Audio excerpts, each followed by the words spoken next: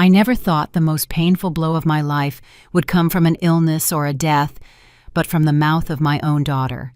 I was sitting at the back of the room, surrounded by gold balloons and cheerful music, when I saw her walk up to the stage, radiant in her blue dress, to give her thank you speech. It was her 35th birthday, and I naively expected to hear at least one word of gratitude. Just one. But what came out of her lips was a dagger that stabbed me without warning. She hugged her mother-in-law tightly, helped her up from her seat, and with the microphone in her hand, she said, "This is the only mother who matters to me." The entire room burst into applause. I saw the smiles, the camera flashes, the bright eyes of the guests. And then, as if that wasn't enough, she turned to me and added with that firm voice she had so often yelled at me with in private, "You can leave now." I felt the air leave my lungs. My hands trembled on my purse as I tried to hold on to what little dignity I had left. No one looked at me. No one defended me. It was as if suddenly I had been erased from history. I stood up slowly, my knees heavy, while my daughter watched me with that mix of contempt and triumph I had seen in her eyes so many times. But just as I took the first step toward the exit, someone else stood up, my daughter-in-law. But before I continue, I wanted to know if you have subscribed to the channel yet, and if you also liked the video. This helps me see that you support me and like my stories. Now let's continue. My daughter-in-law walked firmly toward the stage. She took the microphone from my daughter's hands, and with a trembling but determined voice, she said something that made everyone's blood run cold. "I can't stay silent. Today is your birthday, and yes, you deserve to celebrate. But you also deserve to hear the truth." The silence became so thick that not even the background music dared to continue. The guests looked at each other uneasy with that discomfort that only appears when they sense something sacred is about to break. My daughter, confused, tried to get the microphone back, but my daughter-in-law held it with both hands as if her life depended on it. "You have always despised me," she continued. "You have made me feel small. You have treated me as if I wasn't worthy of being by your side.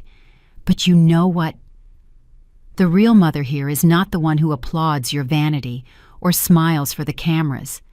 The real mother is the one who was with you since you were born, the one who cared for you, the one who sacrificed her life for you. And that woman is standing right there while you throw her out of your party like she's trash." A murmur of astonishment swept through the room. I was paralyzed, barely able to believe what I was hearing. My daughter-in-law, whom I had always seen as distant as someone outside of my struggles, was the only one who dared to say out loud what no one else wanted to acknowledge. My daughter turned pale. She tried to laugh to pretend it was all a misunderstanding. "What are you saying?" she stammered. "This is not the time for your drama." But the damage was already done. The eyes were no longer on her, but on me. For the first time in many years, people looked at me directly as if they remembered I existed, that I was more than just a shadow in my daughter's life. I don't know how long that silence lasted. For me, it was an eternity. I could only hear the beat of my heart, loud, desperate pounding in my temples. And then I understood. That public humiliation I thought was my end was actually the beginning. I walked out of that room that night with my head held high and my eyes dry. There were no tears that could clean the wound, but there was a decision beginning to form inside me. Something had ignited in my gut. I could no longer allow my daughter, the child I had given my life for, to destroy me over and over again. The cold night air hit my face as I walked through the door. I hugged myself and I remembered every sacrifice. The sleepless nights taking care of her when she was sick. The times I gave up my own dreams to support hers. The years of silence so as not to embarrass her in front of anyone. All of it reduced to a gesture, to a few words of contempt into a microphone. As I walked home, I knew that nothing would ever be the same. My daughter had sealed our fate with those words. But my daughter-in-law, with her unexpected confession, had also opened a crack in the perfect facade of that family, a crack that I planned to widen until everything came crashing down. Because if she had the courage to speak, I would have the courage to act. That night alone in front of the mirror, I repeated in a low voice the words I didn't dare say in the room. "I am not leaving. I am not giving up." and that's how it all began. People tend to believe that the love between a mother and daughter is indestructible, like a bond that neither time nor circumstances can break. I believed that too. Maybe that's why the pain I feel now is so unbearable, because I gave my entire self to a lie that slowly crumbled apart. When I think about my daughter's early years, my memory is tinged with tenderness. I remember her as a newborn with those big dark eyes that looked at me as if I were her entire world. I would spend hours holding her in my arms, singing her improvised lullabies while exhaustion burned my back. I didn't care. In every smile, in every first babble, I found a reason to keep breathing. I didn't have a happy childhood. I grew up in a house where the absence of love was our daily bread. My sickly mother could barely handle me, and my father, with his violent temper, unleashed his frustration on us.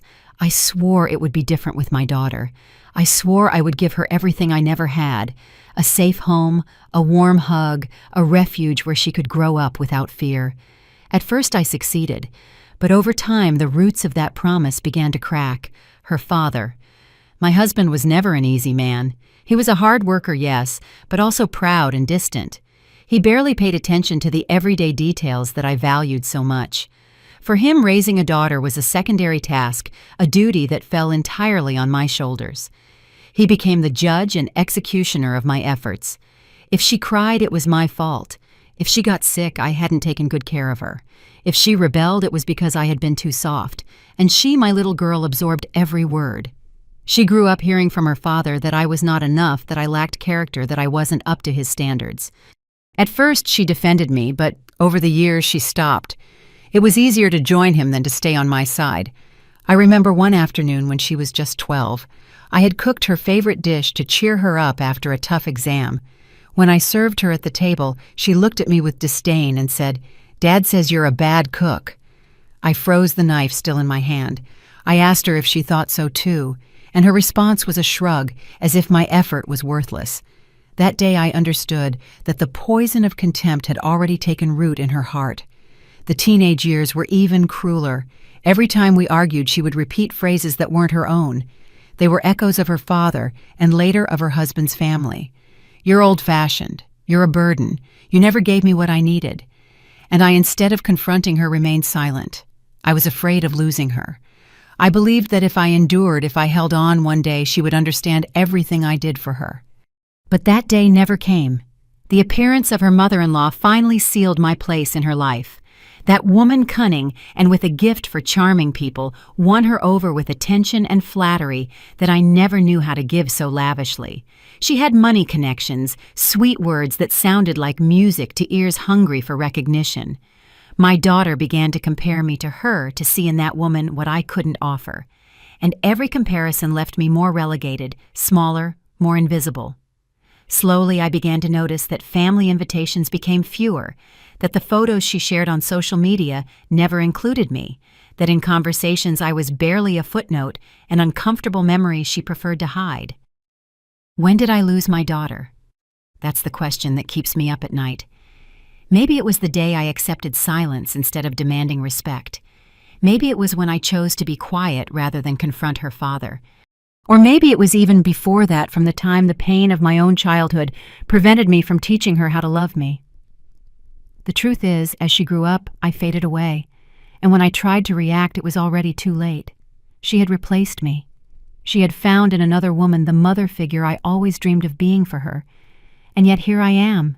Despite everything, I still feel love. A wounded, mutilated love, but still alive. Because even though she pointed me out in public, even though she threw me out of her party, even though she told me to leave, I am still her mother. And a mother's heart doesn't obey logic, but an instinct that condemns her to love even the one who hurts her. That is my greatest weakness, and at the same time, my greatest strength. Because that love does not mean resignation. On the contrary, it means I will not give up, that even if my daughter denies me, I have a right to the truth.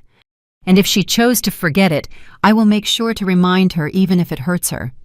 What happened at her birthday party was not an accident. It was the result of years of silence and contempt.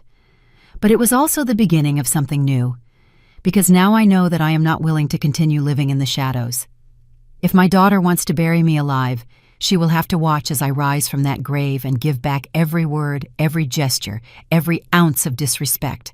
And I won't do it with screaming or violence. I will do it with the truth they fear that no one expects, and that will be my greatest revenge. Silences. If I had to describe my life in one word, that would be the most accurate. Because what destroyed the relationship with my daughter wasn't just the shouting or the arguments or the disrespect. It was the prolonged silences filled with an invisible poison that built up day after day until it suffocated me. At home, my husband was the master of words, and I learned too early that contradicting him was useless. He imposed his version of life, and we both, my daughter and I, had to accept it. The terrible thing is that over the years, she not only accepted it, she admired it. He became her model of authority, her point of reference. I, on the other hand, was relegated to the role of a secondary figure, a dull backdrop. I remember one dinner in particular. My daughter was about 16. The three of us were at the table, and she was excitedly talking about wanting to study music. She had talent. Since she was little, she had a sweet voice and a sharp ear. I encouraged her. I told her she should follow her dreams. But her father laughed with contempt. "Music," he said with that voice that chilled the air. "Music doesn't put food on the table. That's for mediocre people. You will study law like your cousin." I tried to intervene. "Let her choose, don't force her." He stared at me, and before I could continue, my daughter interrupted me. "Dad is right. You don't understand." And silence fell over me, heavy as a wall. That was just one example among many. Every time I tried to offer support, my voice was buried under the echo of his. She grew up convinced that my words were worthless. She learned that her father held the absolute truth, and that I was just a whisper, a background noise that could be ignored. But over time, that role was taken by someone else, her mother-in-law. When she met the man who would become her husband, I thought life would give her a new direction, perhaps a chance to find a love that would soften her. However, what I found was another long shadow that displaced me even more. Her husband's mother presented herself as a confident, elegant, charming woman. From the first moment, my daughter was captivated by her. I remember her first visit to our house. The woman arrived with a bouquet of flowers and sweet words that sounded false to me from the start. Still, my daughter hugged her enthusiastically, and as soon as she left, she commented, "Did you see how amazing she is? She understands me like no one else." I smiled, though something inside me was tearing apart. That like no one else was a cruel reminder that I had never known how to fill the place she needed. The silences became even more painful after that day. My daughter started spending more time with her mother-in-law than with me. Any important decision she consulted with her first. When she had problems, she ran to seek her advice. I was left on the sidelines, waiting in vain for her to include me, to let me be a part. But all I received were cold silences, glances that passed right through me, short phrases that ended the conversation. The humiliations came later, almost without me realizing it. Comments made out loud in front of other people. My mother-in-law always has the right words. "You wouldn't understand, Mom. She really knows how to organize a party, not like you. I feel more like her daughter than yours." Every sentence was a knife, and I swallowed it in silence. I didn't want to confront her, didn't want to push her further away. I thought if I just endured, if I stayed close one day, she would open her eyes. But time proved me wrong. Silence became a habit. I would visit her and she would barely say a few words to me. I would accompany her to her events, and she would relegate me to a corner. In family photos, I was the figure cut off at the edges. I didn't even realize that I was being slowly erased until it became obvious that I was an extra in my own life. The worst part was that I started to believe her. There came a point where I myself thought that I didn't deserve to be there, that maybe it was true, that I hadn't been enough, that my mistakes had outweighed my successes. I sank into a quiet sadness, into a bitter acceptance that my place had been taken, and that no one, not even my daughter, would fight to give it back to me. But what happened on her birthday changed something inside me. When she told me in front of everyone that I could leave, the silence broke. It was like being hit head-on with the evidence of what I had tolerated for years. And then my daughter-in-law appeared unexpectedly, with a voice that challenged that custom of silence. She spoke when I had already forgotten how. In that moment, I understood something crucial. My silences had been my prison. I had locked myself in them, believing that being quiet was the way to keep my daughter. But being quiet only stripped me of my dignity. Now I knew that if I wanted to reclaim what was left of me, I had to speak. Even if no one wanted to listen, even if it hurt, I had to do it. The weight of the silences had crushed me for decades, but now, finally, I was ready to break them. And I would do it with the truth, even if that truth burned down everything my daughter had built. I will never forget the look on my daughter's face when my daughter-in-law snatched the microphone from her that night. She, used to being the center of everything to no one contradicting her, was frozen. For a second, I thought my daughter-in-law would just make a trivial comment, maybe a forced compliment. But what came out of her mouth was a flood of truths that no one expected. And every word was a whip that echoed off the walls of the room. "Today is your birthday." My daughter-in-law said, her voice trembling but firm, "and it's right that you receive love.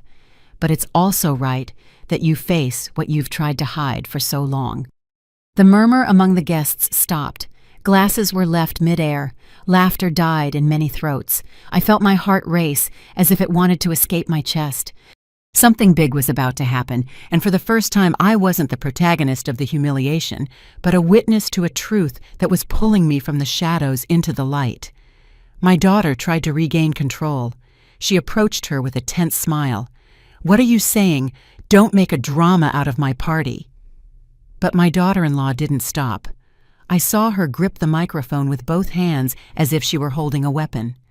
"Your mother gave you everything she had," she continued, "and you, instead of thanking her, have made her your target of contempt.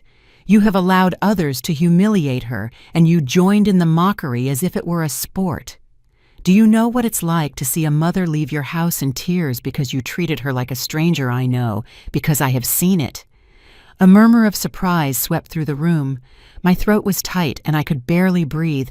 I never expected that defense.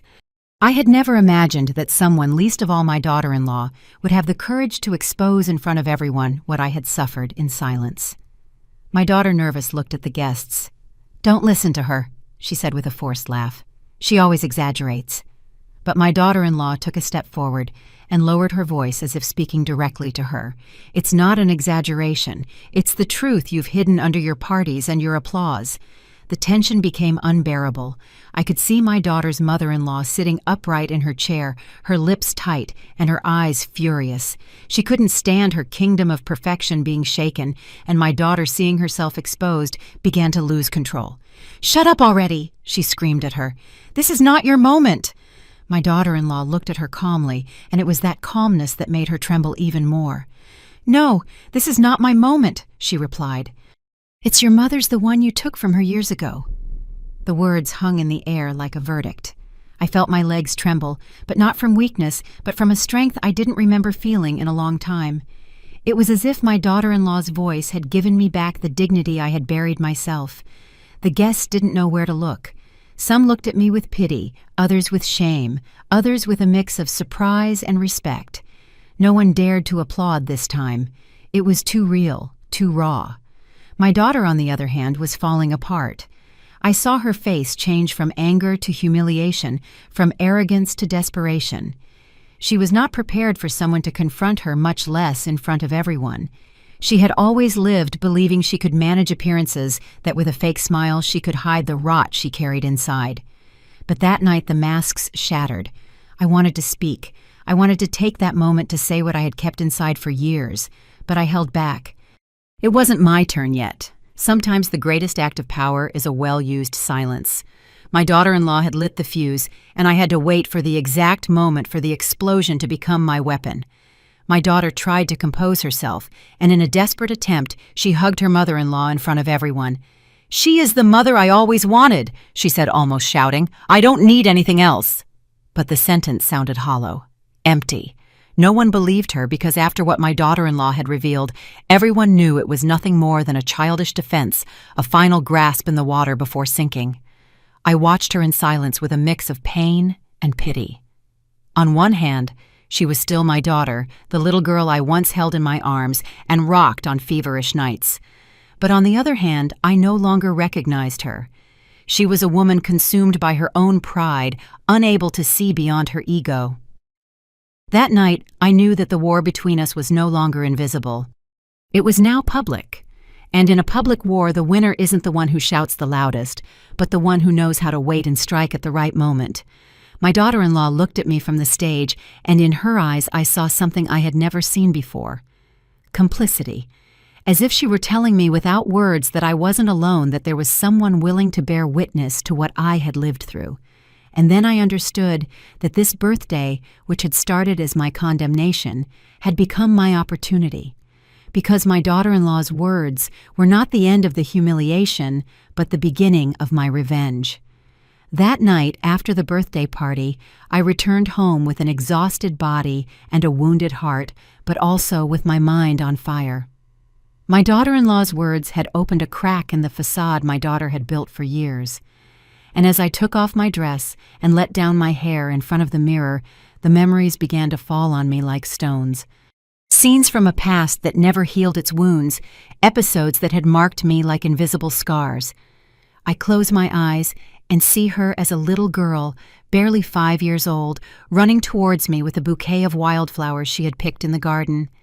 "You're the best mom in the world," she told me then with a smile that lit up my soul. That memory haunts me because it shows me there was a time when I did mean everything to her. And it hurts to ask myself, at what point did I stop being that for her? As the years went by, the sweet gestures faded. I remember her adolescence as a particularly cruel stage. There were days she would come home from school, throw her backpack on the couch, and walk right past me without a greeting, without a look. I would try to approach her, ask how her day was, if she needed anything. She would respond with one-word answers, or with that silence that hurt more than any insult. One day when she was 15, we argued because she came home late. I was worried. I waited up for her with the table set. When she walked in, I asked her to explain where she had been. She looked at me with a mix of annoyance and contempt and said, "You're nobody to ask me that." That sentence broke me in two. It wasn't just teenage rebellion. It was a conscious rejection, a direct cut to my role as a mother. That night I cried in silence with the table set and the cold food still on the plates. Another episode was seared into my skin like a burn. It was at her high school graduation. I worked so hard to prepare everything. Her dress, the dinner, the details I thought would make her happy. And at the end of the event, when the organizers asked the students to come up on stage with their parents, she looked for her father first. I went up too, but when I tried to take her hand, she discreetly pulled it away. No one noticed except me, and that gesture so small broke my heart. It was as if she wanted to erase me even from the photos that would immortalize her in that important moment. The following years were a collection of small and large wounds. I remember going to her house when she was already living with her husband. I brought a dessert I had made with love, thinking it would make her happy. As soon as she opened the door, she looked me up and down and said, "Oh, Mom, don't you ever get tired of playing the good guy? Nobody needs your things here." And she took the tray from my hands without looking me in the eyes. I stood in the hallway with a frozen smile as I heard her say to her mother-in-law in the kitchen, "Look at her still trying to be relevant." I remember that sentence as if it were yesterday. Each wound built a wall between us. I tried to tear it down with patience, with love, with resigned silences. But my daughter added new stones with every slight. It reached a point where I understood that she didn't want reconciliation. That her choice was clear. She had decided to give another woman the place that belonged to me. And the worst part was that she did it with a cruelty that seemed to seek my total surrender. On those lonely nights, I wondered if I had failed as a mother, if maybe I hadn't given her enough, or if I had overprotected her too much. Guilt devoured me. I thought that my own past, my broken childhood, had marked the way I raised her. Maybe without realizing it, I had suffocated her with my fears. And she found in her mother-in-law the free and confident figure I could never be. But then I would remember everything I sacrificed, the years of work, the sleepless nights, the dreams I locked away in a drawer so she could achieve hers.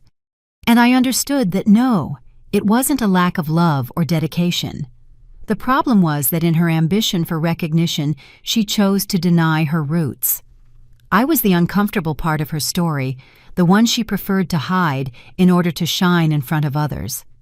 Those open wounds never closed, and on her birthday, they all bled at once. When she told me in front of everyone that I could leave, it wasn't just a humiliation. It was the cruel summary of years of accumulated contempt.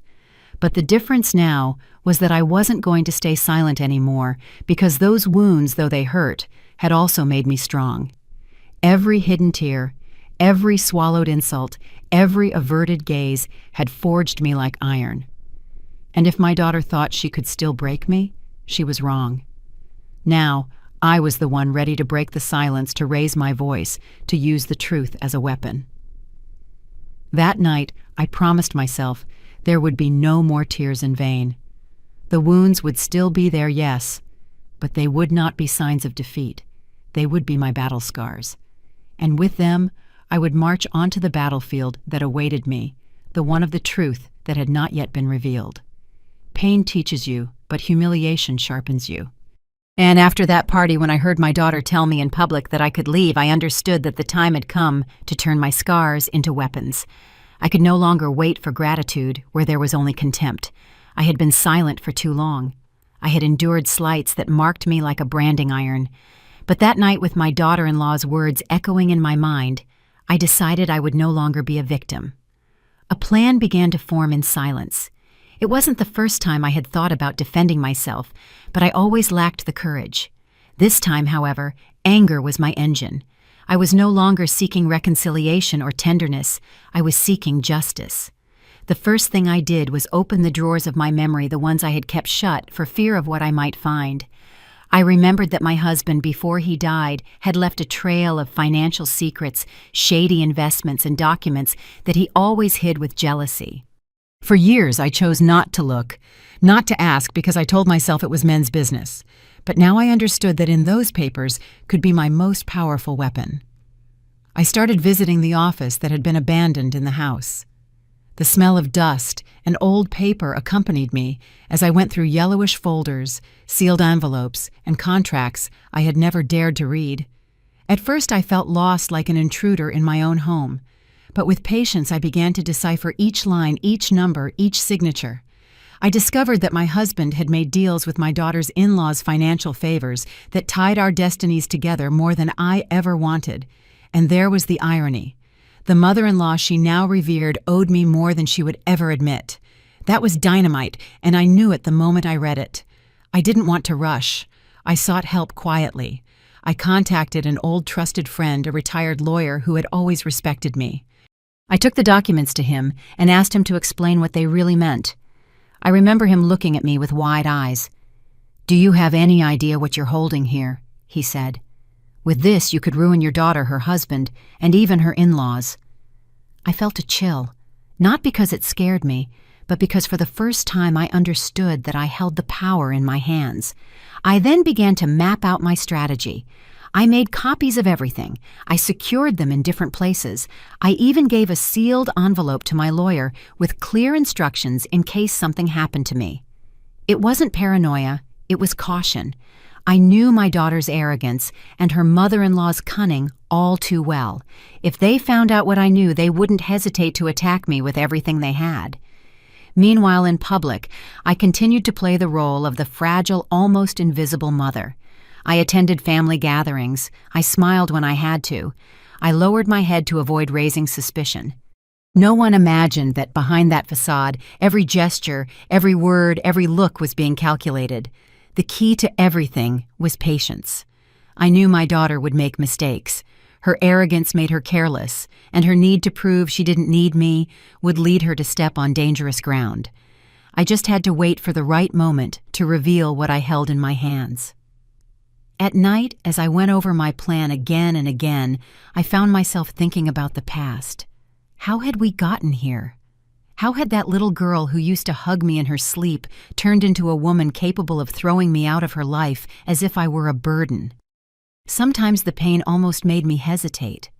But then I would remember every slight, every look of superiority, and my resolve would turn to steel. I also thought a lot about my daughter-in-law. Her bravery at the birthday party had been the spark that lit the fuse of my plan. I wondered what motivated her to speak up like that, whether she did it for me or because she had also suffered at my daughter's hands. I didn't know, but I was sure of one thing. That woman who at first seemed like a stranger could be an unexpected ally.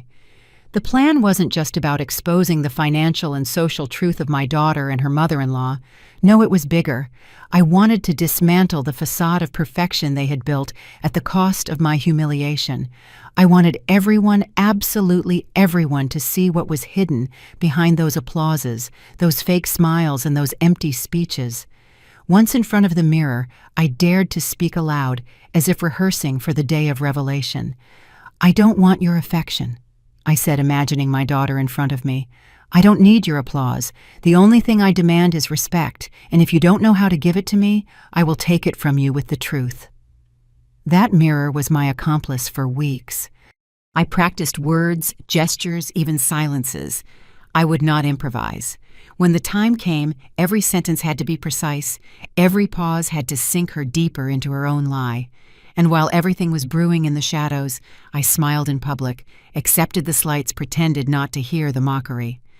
Inside, however, I repeated over and over again, "Wait, Elizabeth, wait. Your moment will come." That moment was closer than anyone could imagine. There are conversations a mother never wants to have with her daughter. For years I dreamed of us sitting face to face, talking without shouting or reproaches, and maybe crying together to heal the wounds we carried. But when I finally gathered the courage to seek her out, I understood that all I would find was a cruel mirror. My daughter reflecting in her hardness and contempt the worst of her father and the woman she now called mother. I invited her to my house, to the living room that had seen us share simple birthdays, afternoons of homework, and Sunday movies so many times. She arrived late as always, with an arrogant expression, an expensive perfume filling every corner. She didn't even apologize. She sat on the sofa not as a guest, but as an owner, and crossed her legs with an air that I found unbearable. "What do you want now, Mom?" she asked with that impatient tone that had pierced me like a needle so many times. "I'm busy." I looked at her in silence for a few seconds. She had so much of me in her features that it hurt. The same dark hair, the same broad forehead. But in her eyes there was no tenderness or recognition. There was coldness. "I wanted to talk to you," I finally said. "Not as enemies, but as mother and daughter." She laughed, a dry laugh that tore me apart inside. Mother and daughter. We stopped being that a long time ago. I bit my lip. I didn't want to cry, not in front of her. "Why, Sarah? Why do you hate me so much?" Her reply was a look full of resentment. "Because you were never enough. Always small, always faded, always begging for a place. Dad was right. You were a burden. And I didn't want to be like you." I felt the blow like a hammer to my stomach. To hear from her mouth the same words her father had thrown at me so many times was unbearable. It was like reliving all the years of humiliation, but amplified in the voice of my own blood. "Everything I did was for you," I whispered, my voice barely audible. "I gave up my dreams, my life, so you could have what I never had." "And what good did it do?" she interrupted. "You never gave me what I really needed. Pride.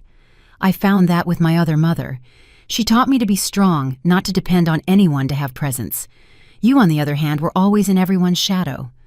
Her words made me tremble, but they also ignited something in me. "Presence," I said, raising my voice. "You call stepping on your own mother presence, erasing your history. That woman wasn't with you on feverish nights. She didn't walk you to school in the rain. She didn't sell her things to buy your books. That woman only showed up when you were already made, when it was easy to latch on to your pride."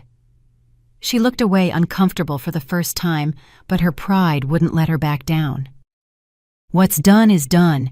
You chose to be invisible. Don't blame me for finding another figure who represented me better." I stood there frozen. It was the confirmation that I had lost her, that no word, no memory, No sacrifice could reverse the wall she had built between us. However, something changed in me in that moment. I no longer felt sadness. I felt rage, a cold, calculated rage that didn't lead to shouting or pleading, but to the certainty that I had to move forward with my plan. She had made her decision, to disown me.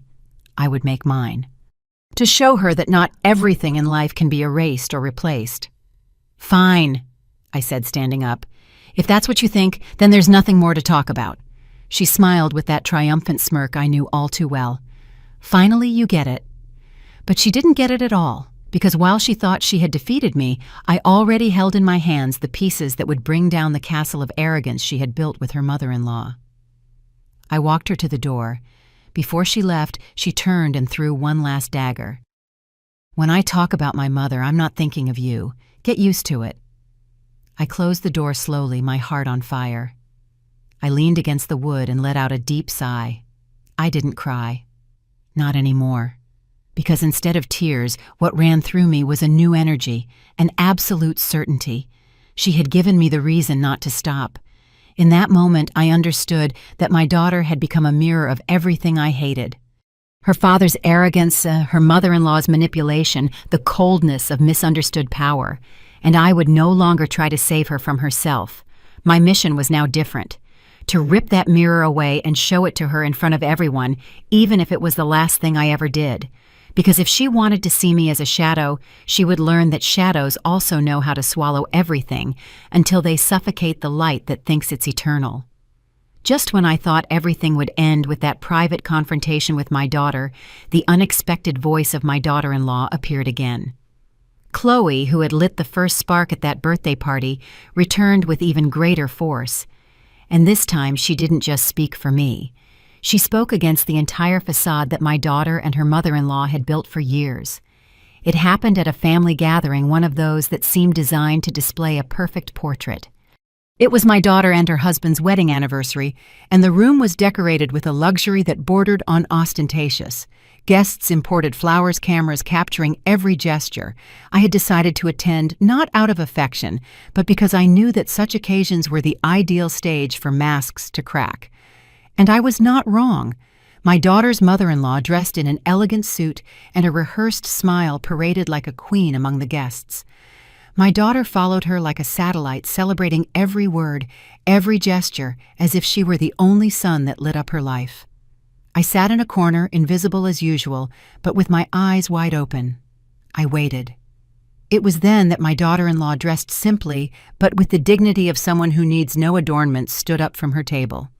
Her clear voice asked for silence. No one understood what was about to happen, but everyone complied. "There are things that must be said," she began, "because you can't live forever behind appearances." A murmur of discomfort rippled through the room. My daughter's mother-in-law raised her eyebrows, surprised. My daughter turned pale, perhaps remembering the scene from her birthday. I, on the other hand, leaned forward, my heart pounding. I knew something big was about to erupt. "You," my daughter-in-law continued, looking directly at the mother-in-law, "have played the part of the perfect mother for years, the flawless woman, the figure everyone should admire. But I know what you're hiding. I know about the accounts you moved in secret, the shady business deals you dragged your son into, and consequently my husband. And I also know how you manipulated my sister-in-law, making her believe you were the only mother she deserved." A chilling silence filled the room. I saw the mother-in-law's smile shatter her face, tense with restrained fury. My daughter, desperate, tried to interrupt her. "That's enough. What are you trying to do with all this? This is ridiculous." But my daughter-in-law did not stop. "What I'm trying to do is get to the truth. Or do you want me to show the documents I have because I have them? I've seen transfers, contracts with fake names, agreements signed behind the family's back." The guests began to murmur. Some discreetly took out their phones. Others exchanged looks of astonishment. The perfect scene was crumbling like a house of cards in a sudden breeze. I watched it all with a mix of dizziness and satisfaction. I hadn't lifted a finger. But my daughter-in-law was fighting the battle I had planned in silence.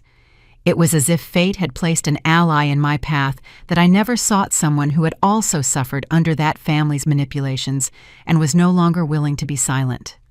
The mother-in-law finally stood up. Her voice, thick with anger, echoed through the room. "This is slander, a lie invented to destroy me." But her hands were trembling. That tremor was the clearest confession. She was afraid. My daughter ran to her, hugged her in front of everyone, as if that gesture could protect her. "Don't listen to her," she shouted. "It's just envy, a trap." However, her words no longer carried the same weight. No one listened to her with credibility.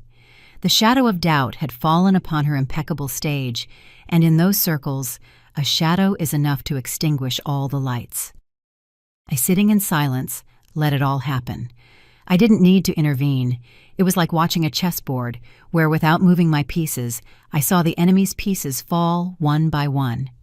When she finished, my daughter-in-law left the microphone and walked out of the room. She didn't seek my gaze. She didn't wait for applause or support. She simply left with the serenity of someone who has cleared her conscience. When the door closed behind her, chaos erupted. Guests murmuring, others leaving with quick excuses, journalists improvising headlines in their heads. The mother-in-law tried to compose herself, but it was too late.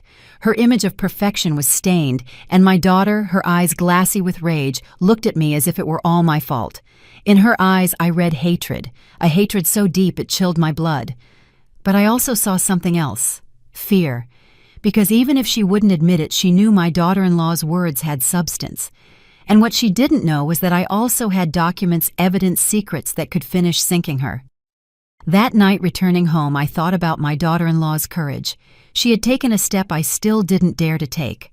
I wondered if she had done it only for personal revenge or if somehow she had also done it for me.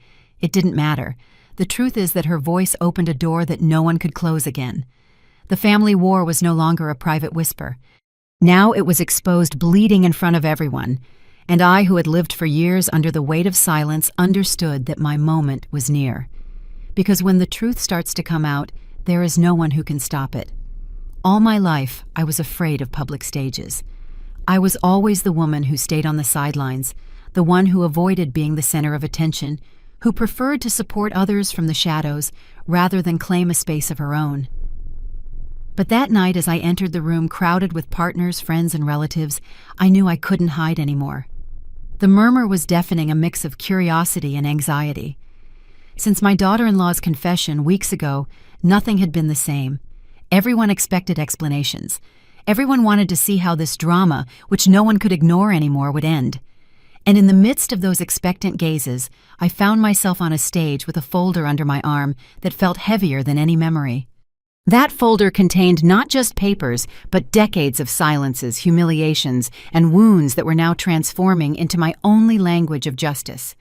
I took a deep breath and looked at the scene. I saw my daughter rigid in her seat, her eyes as cold as knives, and her body as tense as a bow about to break.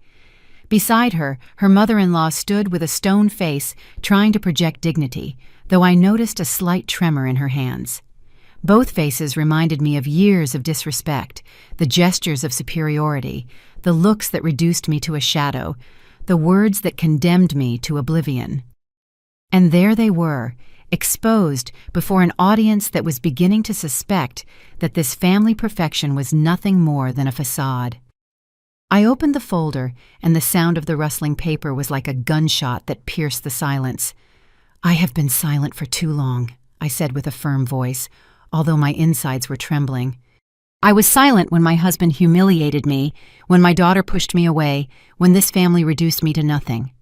I was silent, out of love, out of fear, and out of habit, but no more. Today I have come to speak, and what I am about to say will forever change the way you see those who have disrespected me. The tension was so thick you could cut it with a knife. Some heads leaned forward expectant. Others discreetly drew back, fearing the scandal that was coming. Calmly, I unfolded the documents. They were not rumors, not insinuations. They were contracts, bank transfers, financial records. My husband's inheritance and the economic dealings of my daughter's mother-in-law's family were tainted with irregularities.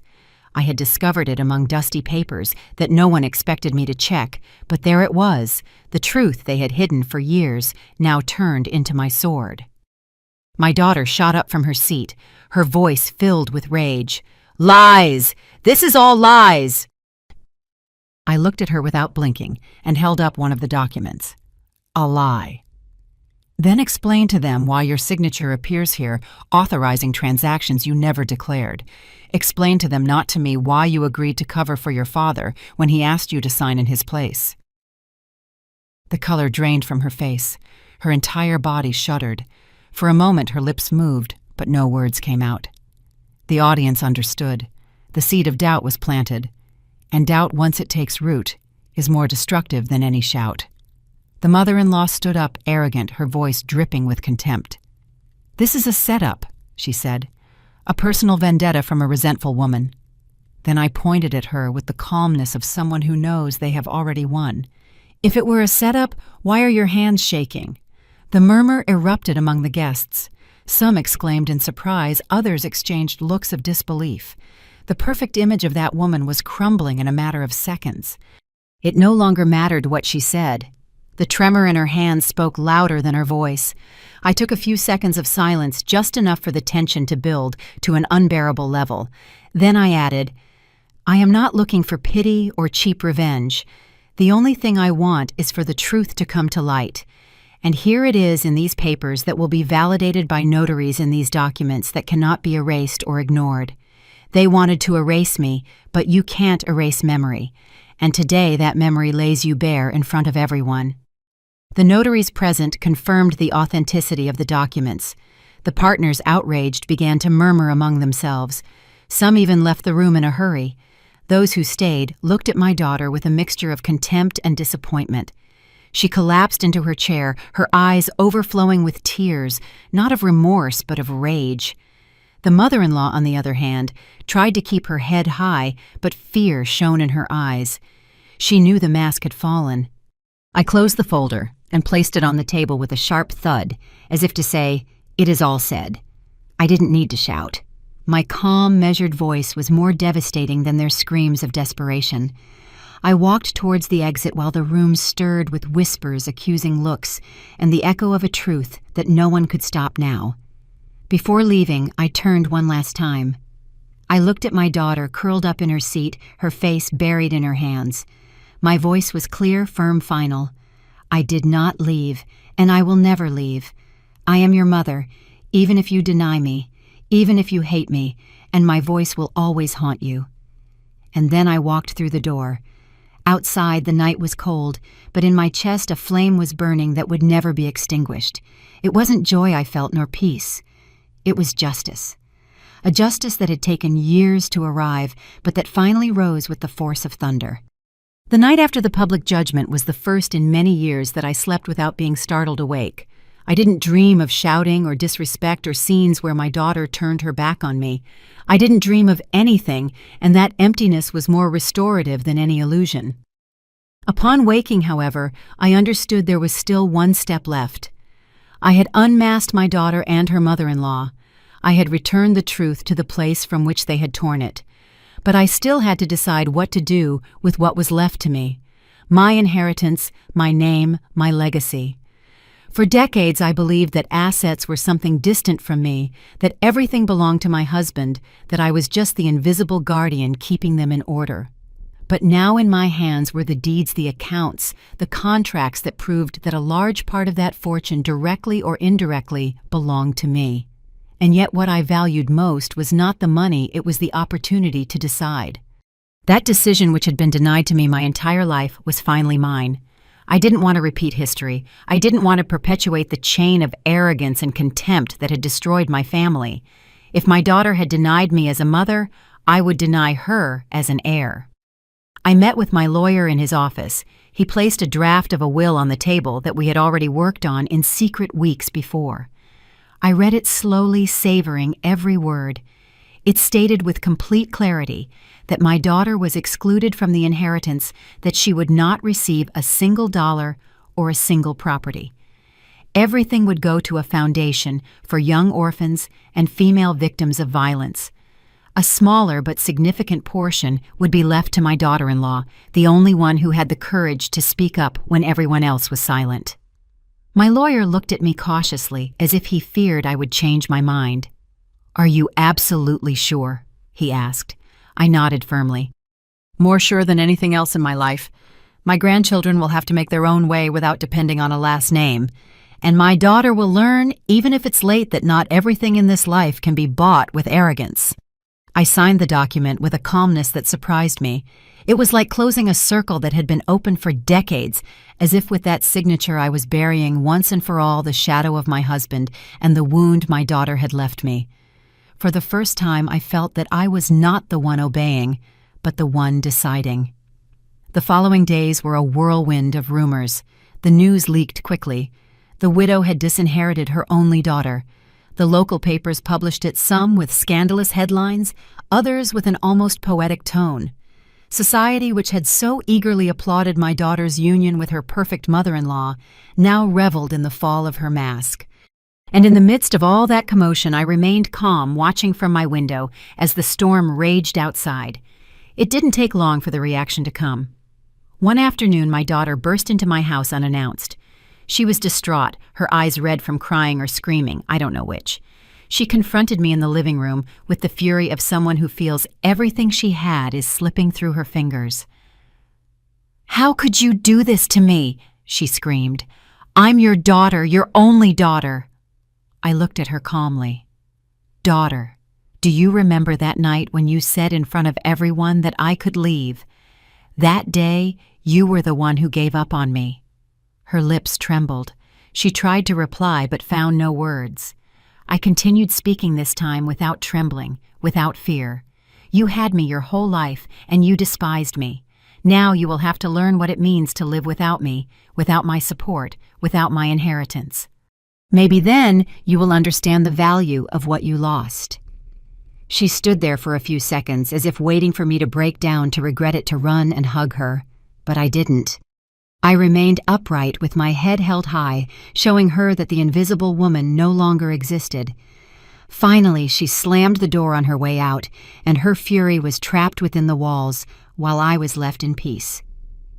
Over time, my decision began to bear fruit. The foundation I created opened its doors. Children who had never had a home found shelter. Women who had been silenced regained their voice. And I, seeing their illuminated faces, understood that this was the true legacy I wanted to leave. Not riches stained with deceit, not the empty titles of a broken family, but something that truly transformed lives. Sometimes at night I think about my daughter. I wonder if she will ever understand that what I did was not out of hatred but out of justice. Maybe one day she will understand. Maybe never. It no longer matters to me. My life can no longer revolve around her contempt.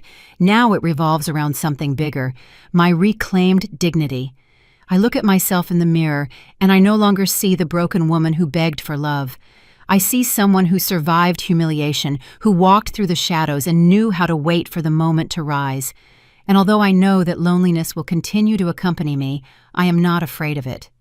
I prefer dignified solitude to poisoned company. That is my true triumph. That when people speak of me, they don't remember me as the forgotten mother, but as the woman who refused to be erased, who transformed pain into justice, and who even when wounded knew how to stand up. That is my legacy.